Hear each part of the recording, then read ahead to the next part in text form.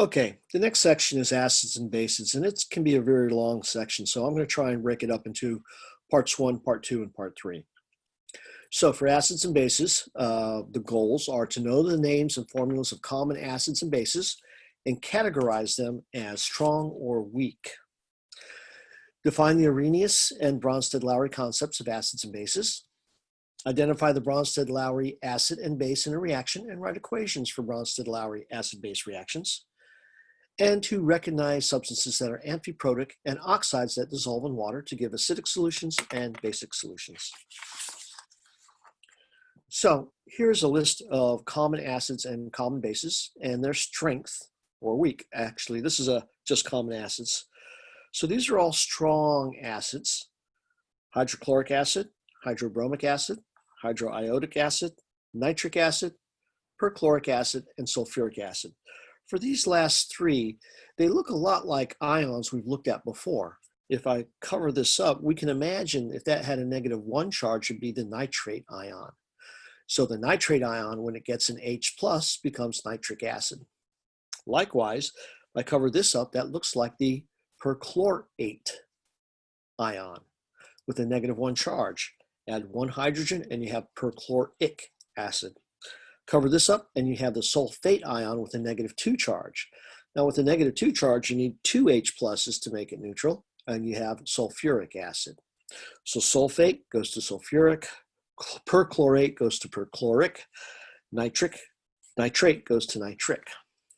Okay, these are strong electrolytes, which means they dissociate completely. So that means when you put hydrochloric acid into water, it comes apart completely like this, and you don't have any of this left over, or you can think of it as reacting with water.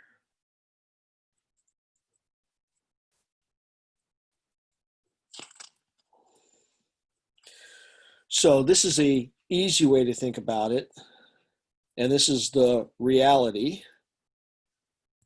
In reality, it reacts with water, and it forms something called the hydronium ion.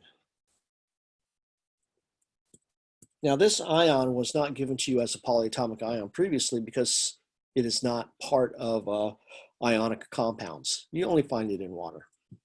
Okay, so this is it reacting and ionizing completely. Now, these are weak acids, which means they ionize weakly. Oh, you know what? I'm going to show you one more thing here. So here, if we look at a jar of this stuff, if we look at the top equation, you'll have H plus and chloride floating around. If you look at the bottom equation, you have H3O plus and chloride floating around. Okay? And there is no HCl left over because it's come apart completely. Now, these are your weak acids. So phosphoric acid, H3PO4. Notice this has 3 H's in front of it, whereas this has 2, 1, 1, 1, and 1, and this is a weak acid. So does the number of hydrogens in the front of your formula tell whether you're strong or weak? The answer is absolutely not. Here's carbonic acid and acetic acid. So if we look at hydrofluoric acid, this is what happens with it when you put it into water.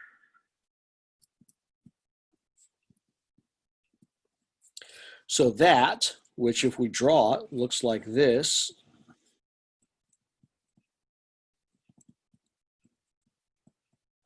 It has all three things floating around in water because the reaction goes forward and backwards. This is one of those equilibrium reactions. Or we could write it this way.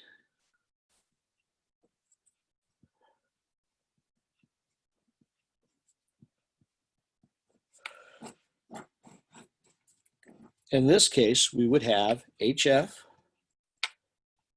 H3O plus, and F minus floating around. Why don't I draw the H2O in here? And the answer is because everything else that you don't see in here is the H2O. Okay, so that's how a weak acid behaves in water, and this is how a strong acid behaves in water. Here's some common strong bases: lithium hydroxide, sodium hydroxide, potassium hydroxide, barium hydroxide, strontium hydroxide. So if we take a look at just these first three, what do they all have in common? They have a group 1A cation, which means they're soluble. These are strong electrolytes. So that means if you take lithium hydroxide solid and put it into water, it will turn into lithium hydroxide aqueous. It has dissolved. And remember, when you have an aqueous after an ionic compound, it means that those ions are really separated and not together. But we write it this way just because it's shorthand, and we're supposed to know that when it says aqueous after an ionic compound, the ions are separate from one another. So this is a weak base, the only one that you need to know. And the only way to show that it is a weak base is to show it reacting with water.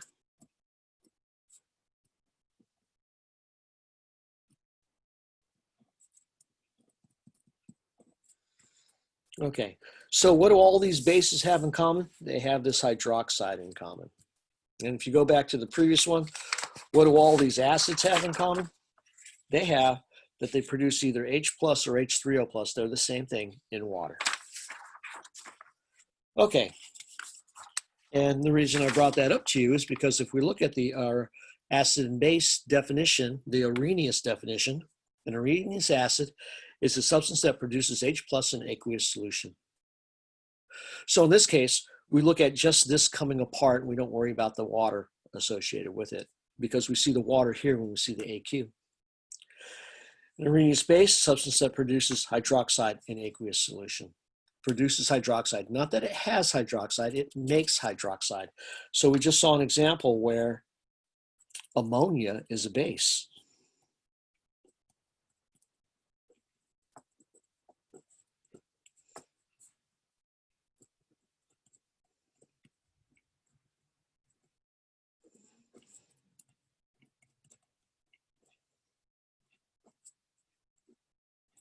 So here it's producing hydroxide in water.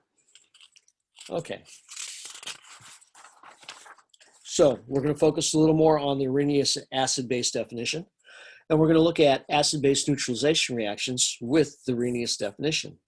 So when you take an acid and a base, you get water and a salt. That's what happens in the acid-base neutralization reactions, okay? So if we take a look at this and we look at the net ionic reaction,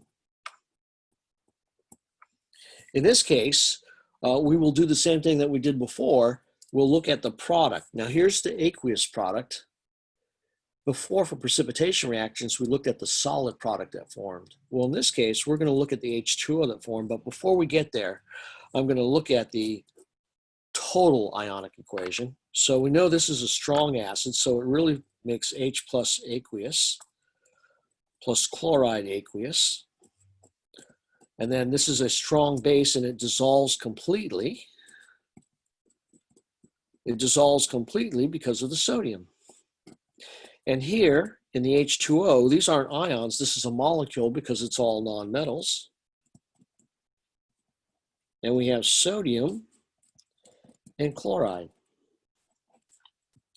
So if we look at the spectator ions, these are spectators, so they don't belong in the net. So these sodiums and chlorides are spectators. They do not belong in the net. What belongs in the net? The other ones. So this is going to be in the net, this is going to be in the net, and this is going to be in the net. So we have H plus aqueous plus OH minus aqueous gives you H2O liquid. And notice that the ratios are 1 to 1 to 1.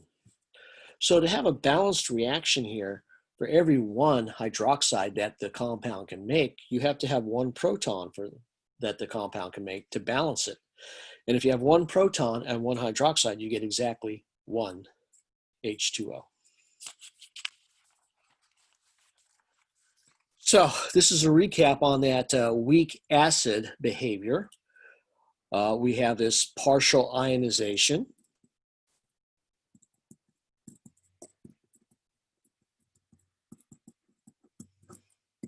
What are the other terms we could use for partial ionization? We could use incomplete. I think those are the two best words, partial and incomplete. Okay. Behavior of a strong acid. we have complete ionization.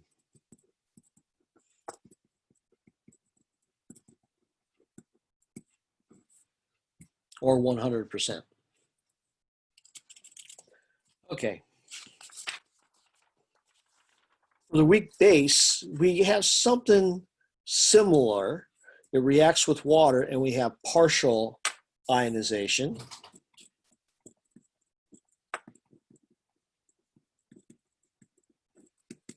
Now for the strong base, we don't really have anything other than to show that when it dissolves in water, it comes apart completely.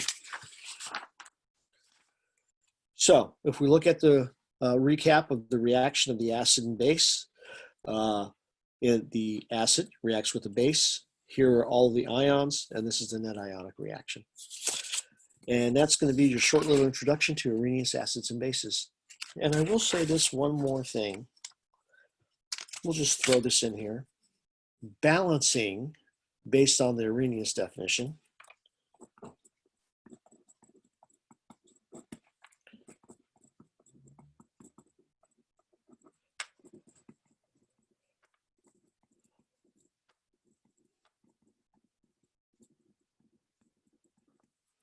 First thing you want to do is identify the acid and the reactive protons. And then you want to identify the base and the reactive hydroxides. And then you want to make the number of protons and the number of hydroxides equal by changing coefficients.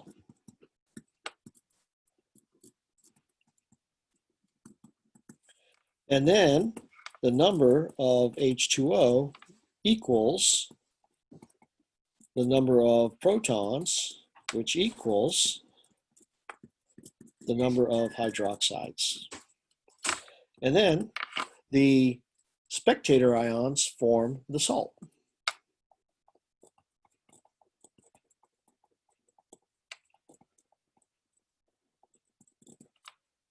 Okay, so let's take a look at identifying reactive protons in a formula. It's pretty simple.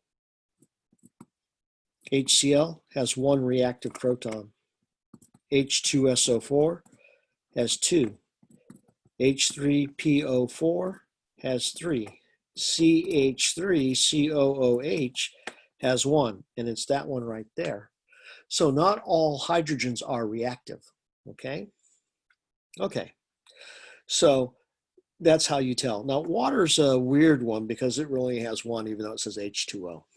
So let's take a look at balancing some reactions here. Suppose we have aluminum hydroxide plus HCl, and we want to figure out what the products are, which are a salt and water. Well, can you see that we have three hydroxides here, and we have one proton? 3 to 1 is not a mixture we want. But if we put a 3 here, 3 to 3 is the same as a 1 to 1 ratio. So if we have 3 hydroxides and 3 protons, we will make 3 waters. Now, what's left over? What's left over is 1 aluminum and 3 chlorines. And there's your balanced reaction. Let's try that again. So H2SO4 plus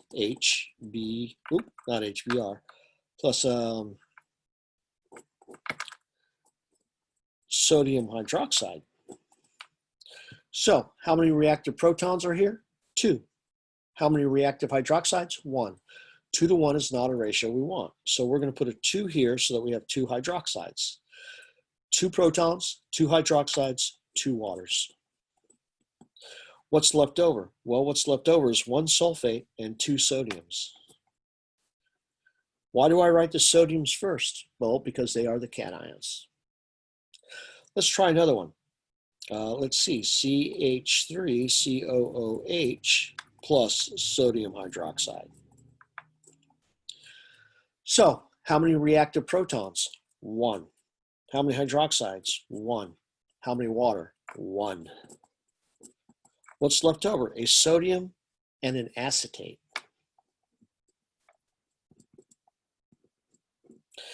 And that's how you can balance these acid-base reactions, the neutralization reactions, using the Arrhenius definition, is you look at how many protons something has, how many hydroxides it has, and balance it. Okay, thanks for listening.